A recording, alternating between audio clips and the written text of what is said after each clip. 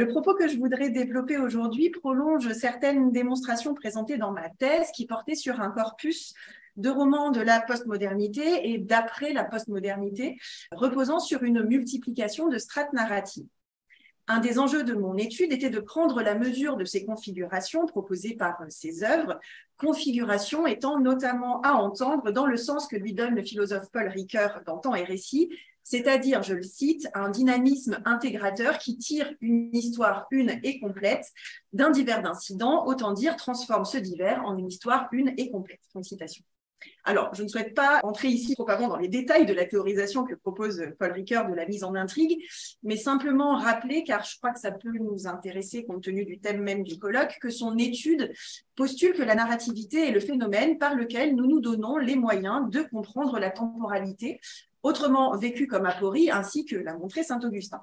De la mimésis 1, c'est-à-dire la préfiguration correspondant à notre appréhension innée du monde par laquelle nous allons, je cite Ricoeur, jusqu'à reconnaître des structures temporelles qui appellent la narration, à la mimésis 2, moment de l'agencement de l'action qui consiste, je cite encore, en l'opération qui tire d'une simple succession une configuration, à partir notamment du point focal que constitue la fin du récit, et jusqu'à la mimésis 3, c'est-à-dire la refiguration du réel à travers l'expérience temporelle grâce à la médiation de la lecture, le lecteur, grâce à la narration, comme le démontre Paul Ricoeur, réapprivoise son expérience du temps. Cette lecture de la narrativité, reposant sur le principe de la concordance discordante, par laquelle la dynamique du récit tendue vers son dénouement réintègre les divergences et excroissances de l'intrigue dans un tout qui, in fine, vient donner sens à l'ensemble, cette lecture de la narrativité, donc, est, comme j'avais essayé de le montrer dans ma thèse, mise à mal par le corpus que j'avais exploré, qui pour autant ne renonce pas, comme le font certaines œuvres postmodernes, aux vertus de la narrativité et de la mise en intrigue. C'est dans ce cadre que j'ai notamment étudié Cloud Atlas de David Mitchell, qui a été traduit en français sous le titre Cartographie des nuages par Manuel Berry. Comme je voudrais le montrer, ce roman qui a été publié en 2004 présente une pensée du temps véhiculée à la fois par un certain nombre de métaphores dans le récit et par sa structure même. Donc le roman, comme je le disais, rassemble 6 récits conduisant vers la fin des temps et une ouverture possible vers un recommencement. Chacun des récits, excepté le 6e récit qui est placé au centre du livre et donné d'un seul tenant, est interrompu en son milieu par l'émergence du récit suivant. La deuxième moitié de ces récits interrompus se retrouve dans la seconde partie du roman, en ordre inverse d'apparition. Chaque récit raconte une histoire spécifique depuis le 19e siècle jusqu'à un temps d'au-delà l'Apocalypse, caractérisé par un retour à l'état de nature, mais tous sont reliés d'une façon ou d'une autre par des éléments qui semblent franchir les frontières des niveaux de la fiction. Se dessine alors une double représentation du temps, à la fois linéaire par ordre de première apparition des récits et cyclique par le retour en ordre inverse d'apparition de ces mêmes récits et les circulations d'un récit à l'autre qui viennent déjouer la chronologie. Cette structure narrative évoque le système des poupées russes, métaphore qui apparaît à plusieurs reprises dans le roman afin de témoigner d'une expérience du temps. Cette métaphore est cependant concurrencée par une seconde image, celle du concertina, qui est donc cette sorte de petit accordéon. Et cette dualité structurelle et métaphorique suggère, ce sera l'un des enjeux de ma communication, que Cloud Atlas ne se contente pas de jouer avec le temps, mais que le roman offre une véritable conceptualisation de la temporalité par le prisme de la fiction et de l'expérience narrative. Je me propose donc de mettre à l'épreuve ces 2 images du temps, poupée russe et concertina, afin de déterminer la pensée du temps proposée par Mitchell dans Cloud Atlas. Je proposerai pour finir, et si le temps me le permet, une comparaison rapide entre le roman de Mitchell et l'adaptation proposée par les sœurs Wachowski en 2012. Elle permettra de voir que le choix des réalisatrices d'éclater les récits en une multitude de fragments entrecroisés fait émerger une autre pensée du temps. Se poser la question de la représentation, et plus encore, comme je souhaite vous le montrer, de la pensée du temps dans Cloud Atlas, n'est pas une lubie de chercheur, donc je ne pas complètement, puisque l'auteur lui-même, dans l'entretien qu'il accorde à Paul Harris en 2015, témoigne de son intérêt pour la question de l'appréhension de la temporalité, qu'il perçoit comme fondamentalement ineffable, c'est-à-dire hors de la portée ou de la sienne, en tout cas du discours rationnel. Comme il l'indique dans sa réponse, que je traduis ici, la montre prétend que le temps se déplace à une vitesse constante, alors que notre esprit prétend, lui, que le temps s'accélère pendant les activités agréables et se traîne pendant les activités désagréables, ardues ou monotones. Que penser de toutes ces contradictions ? Dans la lignée d'une vision qu'on pourrait dire bergsonienne du temps, Mitchell tente alors à inclure dans son roman des indices suggérant l'idée que le temps est bien un sentiment subjectif et individuel, le temps est en nous, ou même on pourrait dire le temps est nous, mais qu'il est aussi un fait collectif qui structure nos sociétés. Comme l'a montré Tiffaine Samoyo dans un ouvrage qui me semble lui aussi assez intéressant pour nos préoccupations, La montre cassée, qui date de 2004, la présence de montres ou d'horloges dysfonctionnelles dans les récits peut alors être le signe de cette relation perturbée à la temporalité. De fait, les montres cassées et les horloges dysfonctionnelles sont légion dans Cloud Atlas. Par exemple, dans le récit intitulé The Pacific Journal of Adam Ewing, on trouve ainsi, je cite la traduction, une horloge de parquet somnambule en contradiction avec la montre de gousset du personnage de plusieurs heures. Cette même montre de gousset cessera de fonctionner quelques pages plus loin car elle n'a pas été remontée à temps. Timothy Cavendish, le personnage d'un autre des récits, perd sa montre au début de l'histoire et sa nouvelle montre arrêtera elle aussi de fonctionner quelques pages plus tard, le laissant à la merci de deux horloges massives dans le hall de la maison de retraite dans laquelle il se trouve enfermé contre son gré, qui sont elles aussi discordantes. Je pourrais vraiment multiplier les exemples, notamment en évoquant dans le récit central, celui de Zachary situé après la chute, en montrant qu'un des seuls objets finalement qui a survécu à la dite chute est une horloge en état de fonctionnement, mais dont le langage paraît désormais opaque aux personnages qui ont cessé de savoir lire le temps, horloge qui cessera de fonctionner à la fin du récit au moment où tout semble dégénérer pour les personnages. Le motif de la montre cassée ou discordante doit donc être compris, à mon sens, comme le symptôme d'une perception éclatée ou difficile du temps. La temporalité, sa perception, sa signification sont au cœur du projet romaniste. Le roman porte alors une interrogation double. Le temps progresse-t-il de façon linéaire ou bien cyclique? Et le progrès, à comprendre comme le passage du temps à l'échelle des civilisations, entre autres, est-il une vertu ou un vice? Et d'une certaine façon, chacun des récits propose un fragment de réponse à ces questions. Dans Letters from Zedelgheim, par exemple, le jeune Frobisher est accueilli par un compositeur vieillissant, Ayres, et tout les oppose notamment leur vision du temps. Je cite le texte, pour Ayres, notre tâche consiste à rendre notre civilisation toujours plus resplendissante. Le plus cher souhait de mon patron, ou le seul, est de bâtir un minaret que dans 1000 ans, les héritiers du progrès désigneront en s'écriant « Regardez, voici Lilian Ayres ». Quelle vulgarité ce rêve d'immortalité, quelle vanité, quelle frauduleuse invention. Les compositeurs sont ces mêmes hommes qui barbouillaient dans les cavernes. L'on écrit de la musique parce que l'hiver est éternel. Si l'on ne composait pas, les loups et la bise nous sauteraient à la gorge. Frobisher, portant alors une vision plus pessimiste du temps, postule dans une veine nietzschéenne assumée l'idée de l'éternel retour, tandis que Vivian Ayres apparaît comme le tenant du progrès à tout prix, vecteur d'aliénation dans le roman, comme on le voit notamment dans le 5e récit, celui de Sonmi, à coloration science-fictionnelle marquée. Le personnage de Sonmi, au statut de demi-humain vivant dans notre futur, est asservi dans un café souterrain dans lequel elle répète, jour après jour, sans conscience du temps, les mêmes tâches et où résonne perpétuellement la même musique, celle que Frobisher et Ayres vont concevoir. Cet asservissement, reposant sur le postulat que Sonmi et ses semblables sont des clones, est le résultat même du progrès vanté par Ayres.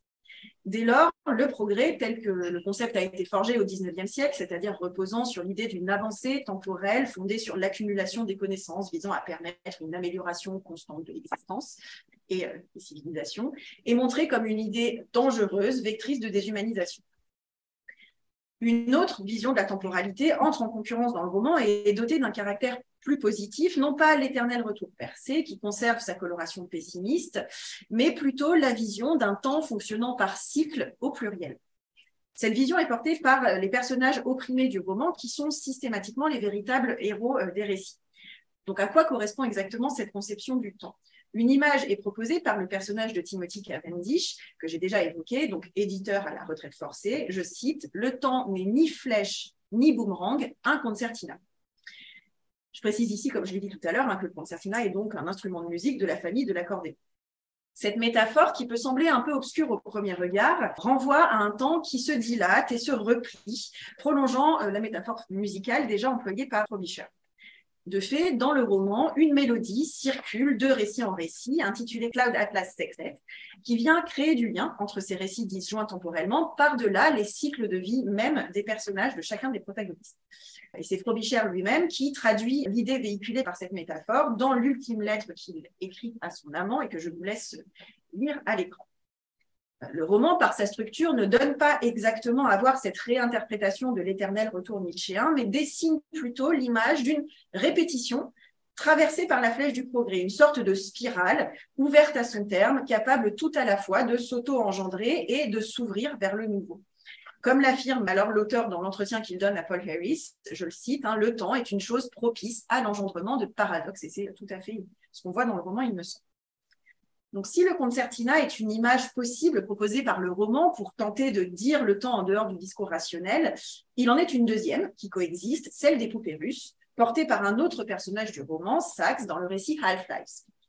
Il l'expose ainsi, je cite, « Un modèle du temps, une infinité de poupées gigognes d'instants figés, où chaque poupée, le présent, est enfermée sous une série de poupées, les présents précédents, que je nomme passé réel, mais que nous percevons comme le passé virtuel. La poupée qui correspond à maintenant renferme une série de présents à venir que j'appelle futur réel, mais que nous percevons comme le futur virtuel. » Cette image paraît alors correspondre en tout point à la structure du roman décrite par David Mitchell en des termes similaires dans un entretien avec Shane Berry. Je cite également ici, « Le point de départ du roman, c'est vraiment sa structure, la structure de la poupée russe. Le principal problème auquel j'ai dû faire face était de savoir comment faire tenir les différents récits les uns dans les autres. J'écrivais le premier jet, disons, de l'histoire d'Adam Ewing dans son intégralité. Je réfléchissais à l'endroit où je pourrais placer un cliffhanger, c'est là que la pub est faite. Je réfléchissais à la manière dont il pourrait apparaître dans le récit suivant, qui dans ce cas était un livre déchiré en deux. J'ai fait cela 5 fois, sauf bien sûr pour la 6e histoire, celle du milieu, qui n'apparaît nulle part ailleurs, parce qu'avec le récit central, il n'y a pas d'avis. » Fin de citation.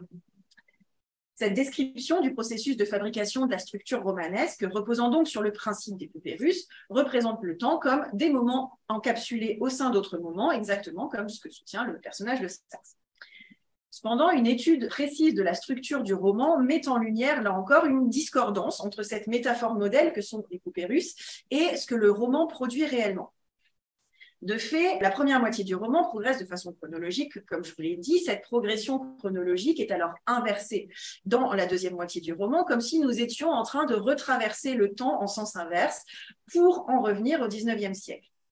De la sorte, l'image du temps ainsi construite semble davantage correspondre à une pyramide, comme l'indique par exemple le chercheur Martin Paul Eve, ou encore à un boomerang. On a vu que l'image était proposée par un des personnages du roman, et c'est une image que reprend aussi la chercheuse Heather Hicks. Je la cite, « L'arc narratif en boomerang du roman de Mitchell, qui va du XIXe siècle à une apocalypse située dans un futur proche puis revient à son point de départ historique, aide à cristalliser une question sous-entendue dans de nombreuses fictions apocalyptiques postmodernes. Si une conception linéaire du temps contribue aux tendances apocalyptiques de l'humanité, pourquoi ne pas revenir à la compréhension cyclique du temps qui a structuré la conscience humaine pendant des millénaires ?» Et pourtant, la métaphore du boomerang, on l'a vu, est invalidée par le personnage de Cavendish à l'origine de l'image du concertina. En définitive, Cloud Atlas, par le biais de ces quelques métaphores, mais aussi par le prisme de sa structure narrative, tient un discours complexe sur la signification du temps entre continuité et éternité. Si la flèche du progrès est à condamner, en ce qu'elle conduit à la chute définitive dans le 6e récit, dans lequel, comme le dit Mitchell, il n'y a pas d'avenir, la conception mythique de l'éternel retour est aussi refusée en ce qu'elle sert principalement à montrer la résurgence constante de la violence, de l'oppression, un cycle dont il faudrait pouvoir s'échapper et qu'il faudrait vraiment pouvoir briser. Je propose alors de considérer que le roman offre une vision dialectique au sens fort du terme du temps. La flèche du progrès doit être infléchie par l'image du boomerang afin que l'humanité puisse avancer en gardant vivante la mémoire des erreurs commises. Enfin, c'est en tout cas ce que nous dit le roman. Si le 6e récit est vraiment la fin du roman, une fin située au milieu du livre, précisément parce que le modèle linéaire a été abandonné, c'est parce que la tribu de Zachri a écouté et suivi les préceptes de Sonmi, perçus dans le 6e récit comme une sorte d'entité divine, et selon laquelle, je cite, « Dans l'antique cycle du tribalisme, l'ignorance de l'autre engendre la peur engendre la haine engendre la violence engendre une plus grande violence, jusqu'à ce que la seule loi subsistante ne tienne plus qu'au bon vouloir du dominant. » Ce dont témoigne Sonmi est la fatalité, en quelque sorte, de la progression du temps, rendue palpable par la concaténation, vouée à la répétition du pire. Mais en accordant foi à cette déclaration, Zachri et les siens avancent alors dans un monde d'après la chute, tout en gardant la mémoire de ce qui a provoqué la chute, suivant une logique dialectique entre linéarité et cyclicité. Cette possibilité de l'appréhension dialectique du passage du temps est également donnée au lecteur qui avance dans sa lecture du roman de façon linéaire, de la couverture à la quatrième de couverture, mais qui traverse dans le même temps le récit de façon cyclique du 19e siècle au 19e siècle à l'écoute de la petite musique de ce roman concertina. La multiplicité des métaphores et la difficulté de faire émerger un discours univoque à partir de ces paradoxes temporels m'a conduite à des expérimentations que je souhaitais vous présenter à ce stade de la réflexion. Si le romancier utilise des métaphores pour transmettre sa vision du temps, et ces métaphores viennent compléter celles dont on a pu parler hier avec Irène, c'est bien parce que, comme je le rappelais au début de mon propos en citant David Mitchell, notre compréhension du temps semble échapper aux explications rationnelles, qui brouillent plus qu'elles n'éclaircissent les choses. Dire que le temps dans Cloud Atlas est un concertina, c'est-à-dire un cercle dialectique entre cyclicité et linéarité, c'est-à-dire aussi en fait trancher en faveur de cette métaphore au détriment des autres modèles proposés, les poupées russes, le boomerang, la pyramide, n'est pas une conclusion à laquelle je suis arrivée par le biais de l'étude des métaphores, comme je viens de le faire ici. En réalité, cette étude a confirmé a posteriori une sorte de découverte, avec plein de guillemets, plus ou moins due au hasard de la visualisation. J'ai entrepris dans mes travaux de thèse une sorte de travail cartographique des univers de fiction enchâssés et multipliés. Et si la plupart de mes expérimentations, et j'utilise ici le terme d'expérimentation à la fois au sens de tentative, mais aussi au sens de tâtonnement, sont tout à fait maladroits, si ces expérimentations n'ont pas produit de résultats forcément très probants, celle menée autour de Cloud Atlas a eu le mérite de me permettre de trancher. Alors, mon objectif n'était pas tant de construire une image concrète de ces métaphores pour dire le temps, mais bien plutôt d'essayer de forger des arguments visuels, pour reprendre une expression proposée par Johanna Drucker, permettant de synthétiser l'étude à la fois de la structure narrative du roman et de la mise en intrigue. Comme je l'ai dit, la mise en intrigue, c'est le moteur même de la configuration telle qu'elle est pensée par Ricoeur, et dans la narrativité, c'est l'intrigue qui construit l'appréhension du temps, parce qu'en proposant un début, un milieu et une fin, elle réorganise notre rapport au temps. Or, comme le dit David Mitchell à Paul Harris, je le cite, la conscience est le prisme par lequel on perçoit le temps, et pourtant la conscience est en même temps impossible à saisir et à conceptualiser. Ce n'est que par un détour que l'on pourra alors dire quelque chose de cette conscience du temps, de cette perception expérientielle, un détour par la fiction qui propose par le jeu de l'intrigue, de l'immersion et de la suspension d'incrédulité des expériences par procuration, dont celle de la temporalité via la configuration narrative. De fait, la mise en intrigue dans Cloud Atlas reste assez complexe, puisqu'aux 6 récits correspondent 6 intrigues intermédiaires. On peut également identifier une intrigue surplombante, un peu plus lâche, qui relie chaque récit et dans laquelle le protagoniste semble être l'humanité elle-même. Pour pouvoir penser la configuration, il faut alors être en mesure de déterminer où se situe le début de l'intrigue et où réside sa fin. Comment est-on censé lire Cloud Atlas? Dans quel ordre? Et quelle expérience du temps cette lecture confère-t-elle? Peut-elle prolonger les métaphores précédemment exposées?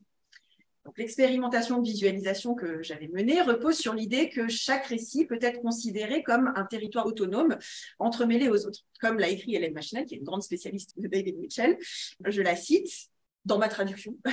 Chaque histoire dans le roman est une étoile autonome dans un système ou encore un instrument dans un morceau de musique qui est tout à la fois indépendant et partie intégrante de l'ensemble. Donc, j'ai alors cherché, pour commencer ces entreprises de visualisation, à me saisir de la métaphore des poupées russes, principalement parce que, comme je l'ai dit, elle est relativement présente dans le roman, mais surtout dans les discours de Mitchell sur son œuvre, et aussi parce que c'est en quelque sorte la métaphore la plus facile, celle dont on peut se servir, par exemple, quand on veut expliquer la structure du roman à des personnes qui ne l'auraient pas lu. Et donc, on peut la prendre littéralement. Elle suggère que chaque récit est comme un objet, une petite poupée enchâssée dans un autre récit, et que ces récits ont des points communs. En quelque sorte, ce sont tous des poupées qui se ressemblent un peu. La représentation repose alors sur la nécessité de créer un schéma qui représente les récits comme des petits objets en 3 dimensions. J'ai utilisé un outil qui s'appelle SketchUp Make et j'ai produit une première image que vous voyez à l'écran qui représente ce que le lecteur comprend de la structure du roman vue de l'extérieur. C'est-à-dire que c'est une image qui fait apparaître le principe des poupées russes. Le premier récit par ordre d'apparition dans l'objet livre semble alors être celui qui enchâsse les suivants, c'est-à-dire la plus grande des poupées, celle qui contient toutes les autres. Et pourtant, quand le lecteur découvre le deuxième récit, il s'aperçoit que l'enchâssement fonctionne dans l'autre sens, puisque le personnage du second récit est en train de lire un livre qui n'est autre que celui que nous venons de lire pour moitié.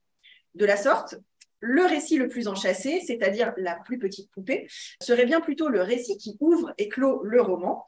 Et la plus grande poupée, enchâssante, celle qui contient toutes les autres, serait alors le récit central, celui de Zachris, qui, vous en conviendrez, détruit un peu le modèle des poupées russes en le faisant basculer vers une sorte d'architecture impossible à la Escher.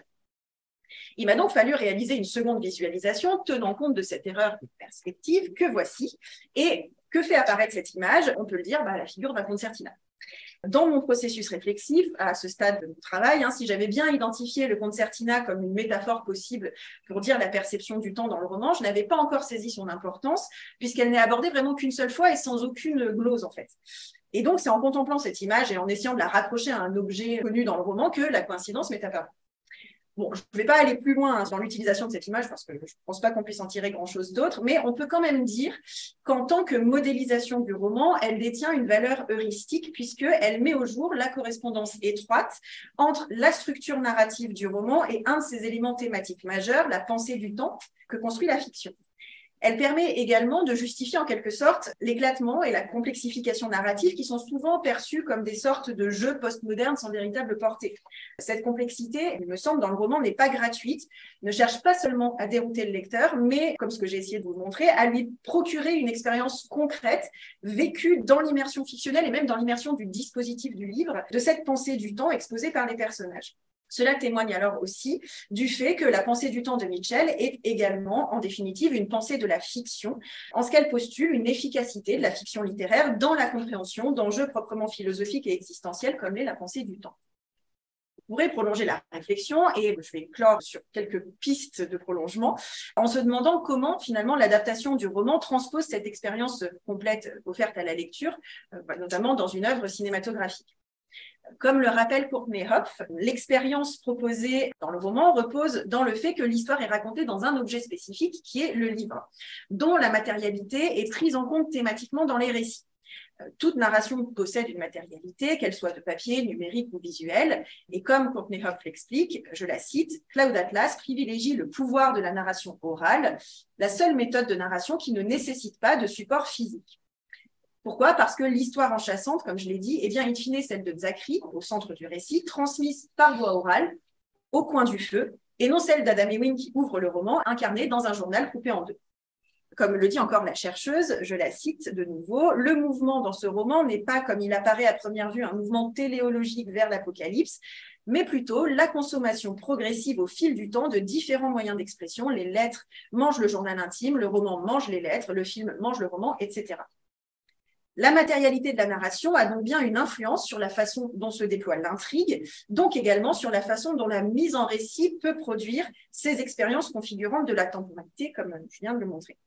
Les livres tels que nous les connaissons aujourd'hui sont à la fois des objets téléologiques, puisqu'on continue majoritairement à les lire de la couverture à la quatrième de couverture, mais aussi des objets tabulaires qui autorisent la navigation, la manipulation, comme certains auteurs ne se sont pas privés de le montrer. Je pense ici notamment à Marc Daniel Esther. Ainsi utilisé, le livre est bien un objet qui tient un discours concernant ce que peut être un récit, ce que veut dire raconter une histoire et en lire une. Et ce faisant, il offre un type de configuration temporelle spécifique. Que se passe-t-il dès lors quand un tel projet est transposé au cinéma qui repose sur d'autres spécificités dispositives? Le roman de David Mitchell a été adapté donc au cinéma en 2012 par les sœurs Wachowski, également avec Tom Tykwer, et le choix a été fait de ne pas conserver l'agencement des récits, les 5 premières moitiés, le récit central, les 5 fins, mais de proposer une narration éclatée. Et la structure globale du film repose sur un renversement complet des perspectives, puisque l'on commence et l'on termine par le récit central, celui de Zachary. Contrairement à ce qui se passe dans le roman de Mitchell, la dimension science-fictionnelle emporte ici le spectateur vers un au-delà de la Terre. La dernière scène se passe sur une autre planète où l'humanité tente petit à petit de se reconstruire tout en gardant littéralement en ligne de mire cette planète bleue ruinée dans une forme d'espérance que ne comporte pas, il me semble, le roman de Mitchell. Ce choix, à mon sens, radicalise le discours sur l'apocalypse et surtout achève la reconstruction de l'agencement des récits puisque l'on commence et l'on termine le film par le 6e récit, ce qui réactive en fait le modèle des poupées russes.